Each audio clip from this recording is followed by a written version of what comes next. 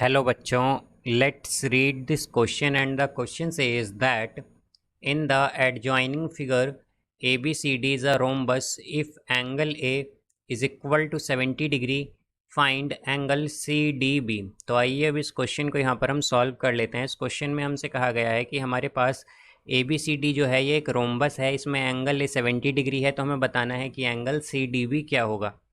तो यहाँ पर हम की कॉन्सेप्ट यूज़ करेंगे, concept that in रोम्बस में हमारे पास क्या होता है, जो अपोजिट एंगल्स होते हैं, अपोजिट एंगल्स वो इक्वल होते हैं, अपोजिट एंगल्स आर इक्वल। तो यहाँ पर हम अगर देखें तो ये इस तरह से हमारे पास एक रोम्बस गिवन है, जैसा कि ये रोम्बस हमें यहाँ पर गिवन है। अब इसमें यहाँ पर इसे हम ए कह सकते हैं, ये बी है, ये सी है और ये डी है, और यहाँ पर डायगोनल क्या है, बी डी। अब अगर हम देखें तो एंगल ए हमें 70 डिग्री गिवन है, तो यहाँ से हम क्या कहेंगे कि जैसा कि हमने की कंसेप्ट में देखा है कि रोम्बस में अपोजिट एंगल्स क्या होते हैं, इक्वल। तो हम कह सकते हैं कि एंगल ए जो है ये इक्वल होगा एंगल सी के, यानी कि ये दोनों एंगल 70 डिग्री के इक्वल होंगे, यानी कि ये एंगल भी क्या आएगा यहाँ पर 70 डिग्री। अब जैसा कि हम जानते हैं कि हमारे पास रोम्बस में क्या होता है, रोम्बस में सभी साइड्स इक्वल होती हैं। तो हम जैसे कि जानते हैं क्या होता है रोम्बस में सभी साइड्स इक्वल होती हैं, ऑल साइड्स आर इक्वल। तो जब सब साइड्स इक्वल होती हैं तो हम यहाँ से क्या कह सकते हैं कि हमारे पास जो DC है ये इक्वल होगा BC के, तो DC जो है ये इक्वल होगा BC के। और हम जानते हैं कि जो ट्रायंगल है हमारे पास, ट्रायंगल BDC, या हम कहें कि BCD, जो हमारे पास ये ट्रायंगल है, तो इस ट्रायंगल में हमारे पास जैसा कि हम देख सकते हैं कि दो लाइन यहाँ पर, दो साइड्स जो हैं वो इक्वल हैं, DC और BC। और हम जानते हैं कि जो इक्वल साइड्स होती हैं वो इक्वल एंगल जो हैं वो बनाती हैं थर्ड साइड पर। तो यहाँ से हम क्या कहेंगे कि हमारे पास जो DC है और BC है ये क्या करेंगी, इक्वल एंगल बनाएंगी यहाँ पर।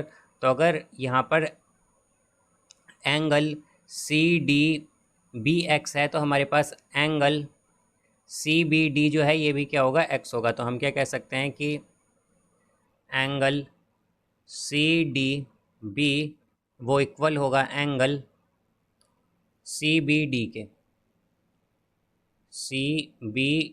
के, यानी कि ये दोनों ही X होंगे। अब जैसा कि हम जानते हैं कि सम क्या होता है, किसी भी ट्रायंगल में सभी एंगल्स का वो होता है sum of angles in a triangle is 180 degree, 180 degree होता है। तो यहाँ से अब अगर हम देखें तो हमारे पास क्या आएगा, ये आ जाएगा angle CDB plus angle CBD plus angle BCD, ये क्या होगा, 180 के इक्वल होगा यहाँ पर।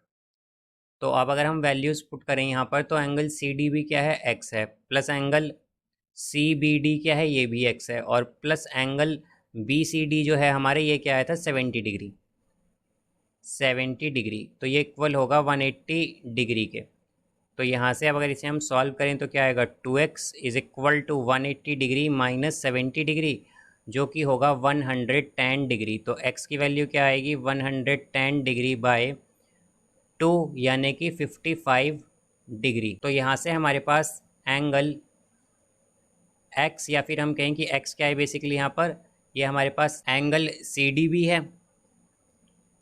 CDB है, तो ये क्या हो जाएगा हमारे पास 55 डिग्री, और यही इसका यहाँ पर आंसर होगा।